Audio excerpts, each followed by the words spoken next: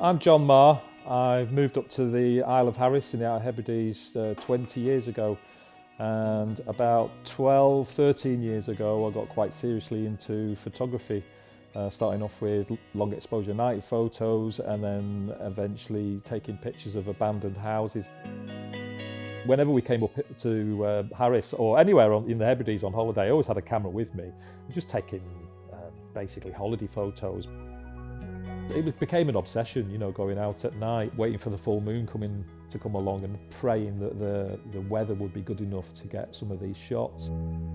I've learned far more about the islands as a result of taking pictures, just going out and doing these random photos. I've learned so much about the island as opposed to, you know, if I'd just come up here and not got into it, I'd be none the wiser. I wouldn't have learned or heard all these great little stories that are about.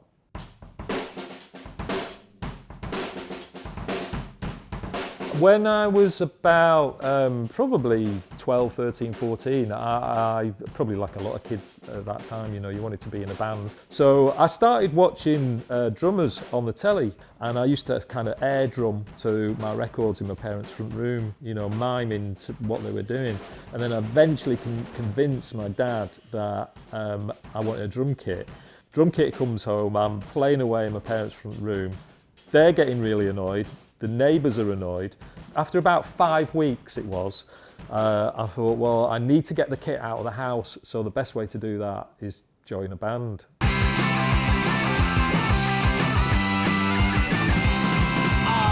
you is easy, you are on my side. We play the games, you put you the rules. We let the field, a love affair, which made all of the lovers fools. Oh, how could you ever let me down? How could you ever let me down? How could you ever let me down? Yeah, I've got some, well, a couple of scrapbooks. The first one I started right back at the beginning of the band days. That first gig, that was July the 20th, 1976 at the Lesser Free Trade Hall in Manchester. Pete and Howard had organised for the Pistols to come up to Manchester. And yeah, that was my first time on stage as a drummer. Yeah, it was a little bit frightening, but then when they got up on stage to do a sound check, apparently, I believe, I was told afterwards, that was the first time they'd ever performed Anarchy in the UK in public. And I actually remember literally the hairs on the back of my neck were standing up. It was just so powerful, and yeah, so that was my induction to the world of punk rock, I guess.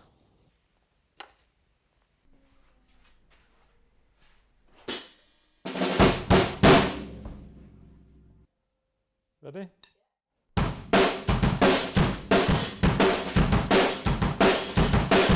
Little article there about Pete Shelley borrowing 250 quid off his dad. That was half of the money it took to finance that first recording we did, Spiral Scratch. And Pete's dad actually came along to the studio to make sure his money wasn't being squandered.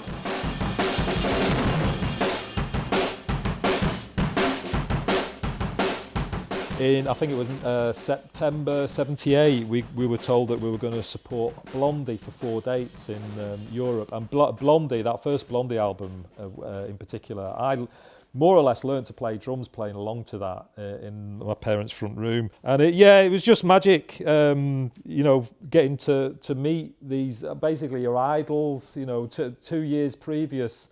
You were still, you know, at school with the poster of Debbie on the bedroom door, and then there you are, hanging out with the same people that were on your bedroom wall. Ever fall in love with someone, ever fallen in love with someone, ever fall in love with someone you shouldn't fall in love with. This is a little clipping in the NME, March 1981, Ever Fallen Out with Someone. That's reporting the split of the band.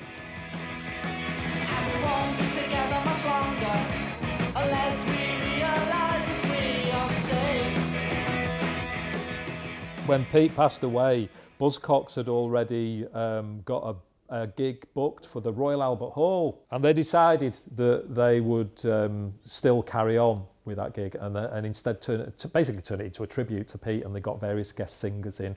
And then they wrote the old boys back in as well. So I got to play the Royal Albert Hall, and unless something very, very weird happens, that was the last time I ever was on stage with the other members of Buzzcocks.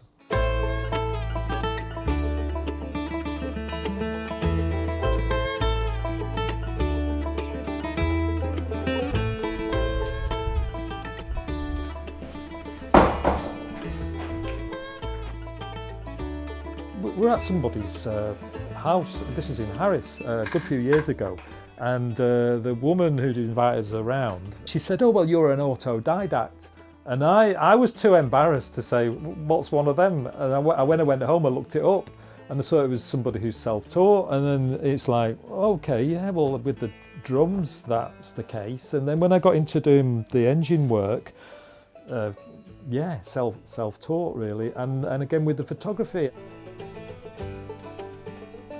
I guess I'm the sort of person that if I get sufficiently interested into something, I can tend to go overboard on the obsessive side.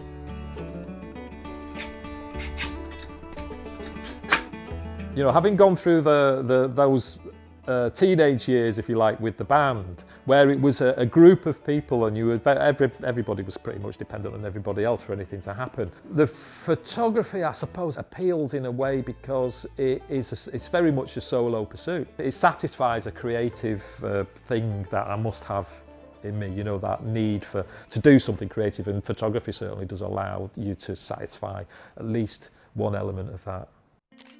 The house we're going to visit today, it goes back to when I was going around photographing the abandoned houses, and there was one actually quite near by the workshop here.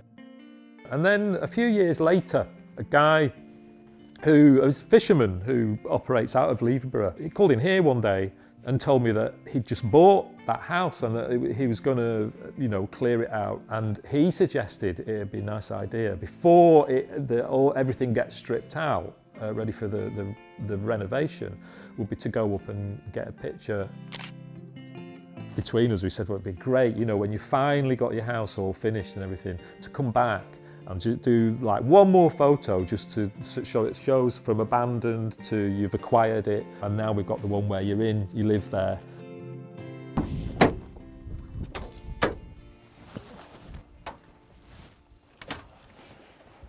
So we've just arrived at Donald and Katrina and Matilda's house to get this final shot in the sequence.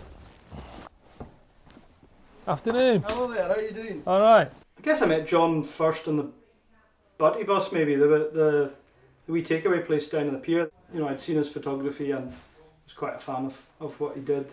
And then it was just by chance, I can't even remember how we came about him coming up and taking a photo in the old house of ourselves, just as we were kind of stripping the old house and figuring out what it was we were going to do. Everybody, look in there.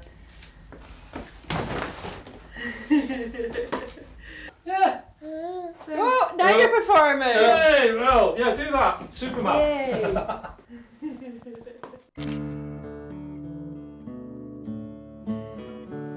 I remember as a kid seeing something about the Outer Hebrides on TV. The name of the place, there was something so very early on that I said, one day I've got to go there. I can't really explain why I had to move here. It just had to be done. I think what I went through during the band years just feels like a natural progression.